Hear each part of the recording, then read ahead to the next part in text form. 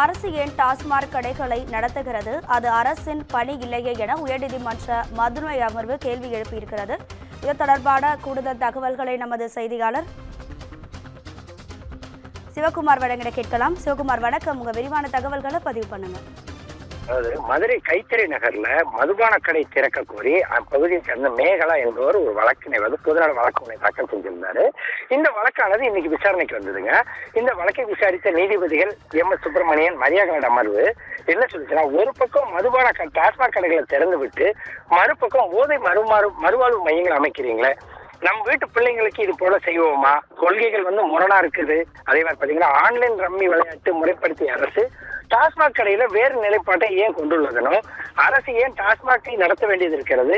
இது பணி இல்லையே. ரம்மி மற்றும் ரம்மி அதே போல மது இரண்டுமே கொலை செய்பவை, அதுவே ஊழல் போன்ற பல பிரச்சனைக்கு காரணம் அப்படின்னு சொல்லி ஆரம்பிச்ச அவங்களுக்கு அரசு தரப்புல என்ன சொன்னாங்கன்னா, அரசு அதை ஊக்குவிப்பதில்லை அப்படின்னு சொல்லி தெரிவிச்சாங்க.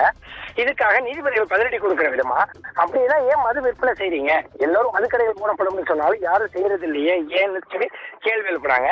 அதுக்கு அரசு தரப்புல என்ன சொன்னாங்கன்னா, மதுக்கடைகள் எண்ணிக்கை இனிமேல் அதிகரிக்கப்படாது, அதே மாதிரி கடைகள் படிப்படியாக மூடப்படும்னு தெரிவிச்சாங்க. அதுக்கு நீதிபதிகள் அவ்வாறெனில் ஏன் ஒரு இடத்துல இருந்து இன்னொரு இடத்துக்கு மாற்றுறீங்க? அதாவது மதுபான கடைகள் சில இடங்கள்ல முன்பக்கம் இருந்ததை கொஞ்சம் பின்பக்கம் மாத்துற மாதிரி மாத்துறாங்க ஒரு சில சட்டங்கள் மூலமா. அது அப்படி கேள்வியை இன்னொரு இடத்துக்கு மாத்துறீங்க அப்படின்னு பதில் கேள்வி எழுப்புறாங்க. மேலும் அரசு வேலை வாய்ப்பு, பொது நலன் போன்றவற்றிலே கவனம் செலுத்துவதை விட்டுட்டு அந்த மாதிரி செலுத்தி நல்லதை மட்டுமே செய்யணும்னு குறிப்பிட்டு அரசு தரப்பில் எழுத்துப்பூர்வமான பதில் மனுவை தாக்கல் செய்ய உத்தரவிட்டு தற்போது அந்த மேகலா தொடர்ந்த வழக்கை ஒரு வாரத்துக்கு ஒத்தி வச்சிருக்கிறாங்க.